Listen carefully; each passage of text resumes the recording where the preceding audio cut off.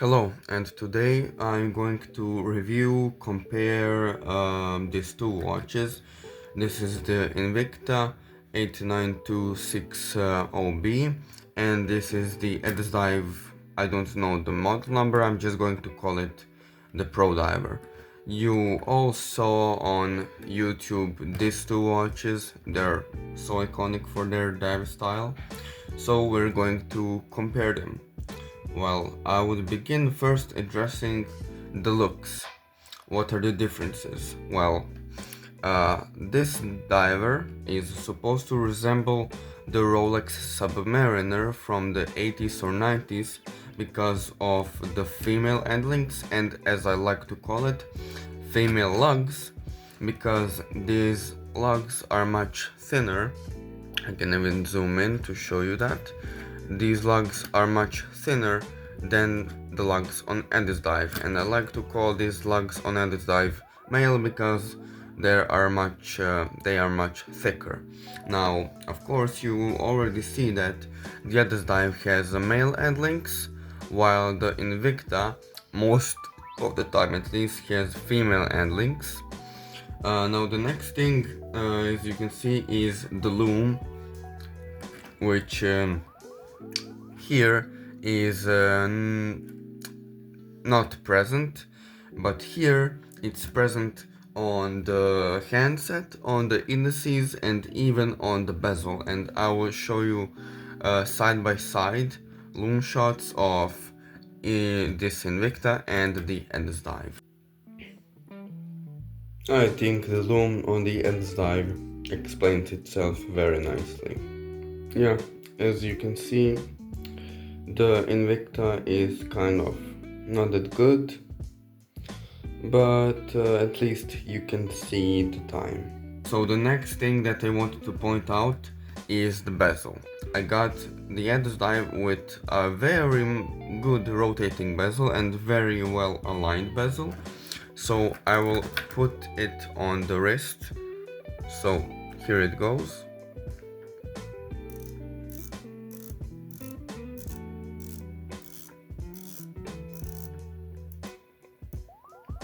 I think the alignment is spot on, and yeah, it just doesn't have, yeah, the back play is, I can feel it.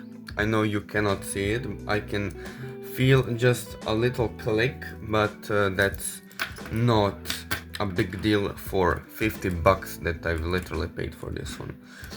Other outside of that, I've paid 135 euros for this one, and that's a big price difference, more than 2 times the difference. So I'm going to put it on my wrist to show you the bezel and how it moves, to show you the back play. So the bezel moves really nicely. I don't have a complaint about that. I even like more the sound of this bezel than the bezel on the Addiesdive. But let's just show you the alignment. And yeah, on Addiesdive most of the time it's aligned. I think 99% of the time it's aligned, but on the Invicta, due to severe backplay, as you can see, backplay is just huge. Due to severe backplay, now the bezel is not aligned, and I would actually have to rotate it one more time to get it perfectly aligned. So that is the first difference. This watch has no backplay, and this watch has a lot of backplay, which both affect the alignment of the bezel.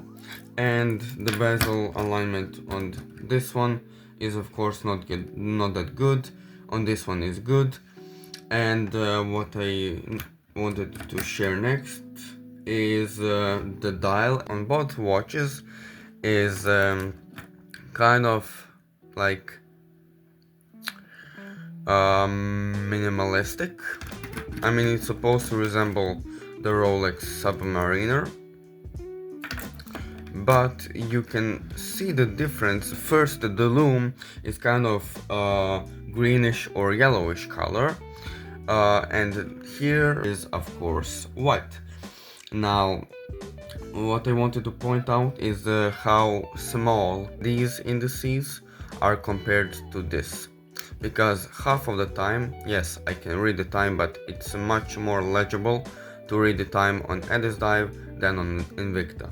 Now, the thing that I don't like, I mean, there are ADDIESDIVEs which are 80 bucks but are automatic, but this Invicta is 135 bucks and it's automatic. Although it's automatic, we can see that the ADDIESDIVE is just printed on the dial, as well as divers 200 meters. I would prefer that branding is applied. I don't know if you can see, but it at least looks applied rather than printed. ADDIESDIVE does have engravings on the crown. Invicta also has the engravings on the crown, but the ADDIESDIVE does not have the engravings on the clasp, while the Invicta does have the logo and the engraving Invicta on the clasp. Now, yes, of course, the ADDIESDIVE does not feature a back glass because it's a quartz movement, but it's pretty nicely decorated. For me, honestly, it has a very nice texture. And of course, on the Invicta, there's no yellow rotor for my case, but you can see the NH35 working. So, yeah, on the side, ADDIESDIVE doesn't have anything. On the side, the Invicta does have the little Invicta branding, which I've talked about in a previous video, how I don't care about it. So that's like about the looks. They both have, of course, sealed case backs, although this is a screw down case back with these little things that you can unscrew it yourself. But the ADDIESDIVE has these little knobs, which you will have to use this ball to unscrew it yourself. The crown is of course push-pull, not push-pull, sorry, it's screw down. I will not screw it out and screw it back in, because I've already sealed it and I don't want to loosen it. I have already tried it on the Invicta. The action is great. I can't loosen it, so that's good. I need a ton of force. I've tried swimming with it, it survived, but now I have to test the ADDIESDIVE for swimming, and I think it will survive no problem. Although I'm kind of more used to automatic than quartz, but we'll see. So that's about it for kind of the looks of this watch. The finishing, I believe it's not at the same level on the ADDIESDIVE than it is on the Invicta. You can see that Invicta has kind of the same brushing. Let me just, yeah. The Invicta kind of has the same level of brushing on the lugs and the links on the end links of the case, but on the links I think you can see the difference. Yes, it's inner links polished and outer links brushed, as well as here, outer brushed, inner polished. Although here I think there's quite a difference. Maybe on the camera not, but to the naked eye without the camera there's a difference between polished and brushed. As well as there's a difference in build quality, because here you can see the full end links I mean, and here you can see the hollow end links. Although a pro is of course, yeah, the branding style of the clasp, but I would prefer more secure, which is ADDIESDIVE.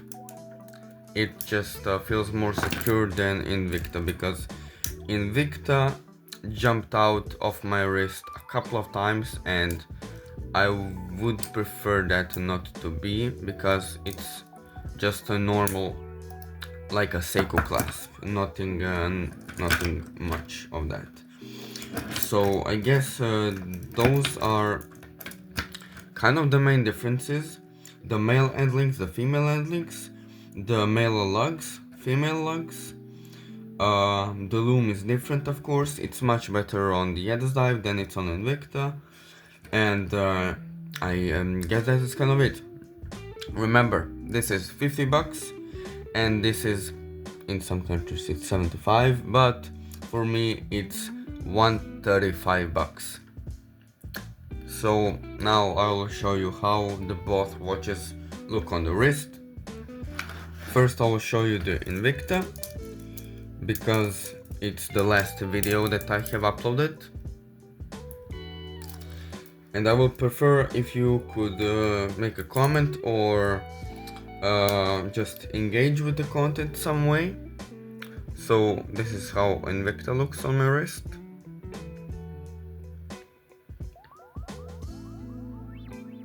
Pretty nicely, but when you look at the side, it does have the huge gap, although the female end links play the huge role.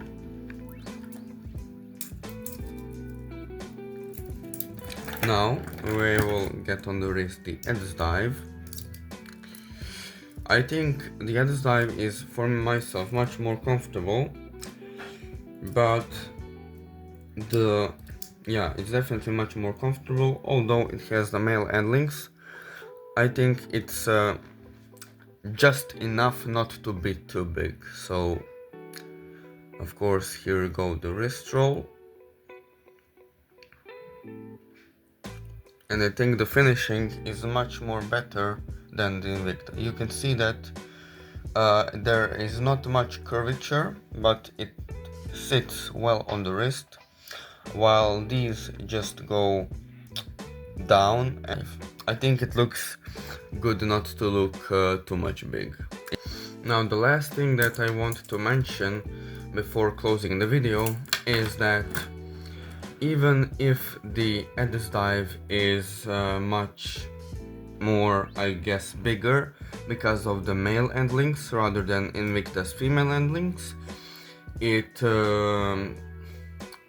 sits better and doesn't grab my wrist so much as the Invicta.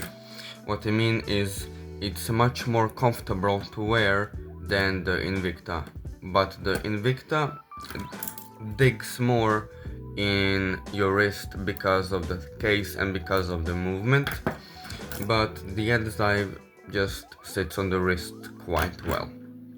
So that's it, and I will show you a shot both watches look from third person.